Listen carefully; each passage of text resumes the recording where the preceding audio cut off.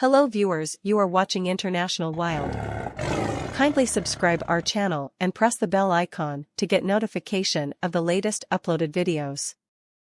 The flooding in Libya, more than 5,300 people are now feared dead, and thousands of others remain missing. Unfortunately, the situation is really devastating, and the port of their people are just counting that, waiting to retrieve bodies from this year, because the most parts of Derna have been enveloped by water along with its residents. So there is a huge concern that the death toll is going to only rise, and the problem is flooding. The storm had caused huge damage to infrastructure, roads are destroyed, so aid and medics and support is going to be challenging to arrive in time for the rescue operation. The locals there are working hard around the clock to find their relatives to retrieve bodies from the sea, but it's going to be really difficult situation for them. The owner is lies 250,000 kilometers away from the city of Benghazi, and it's surrounded by the amount of the Green Mountains. And when the storm happened, apparently one of the big dams on top of the hill collapsed, and the flooding caused another collapse of another dam, and bridges destroyed, road destroyed. So, if you look at satellite pictures of before and after the storm,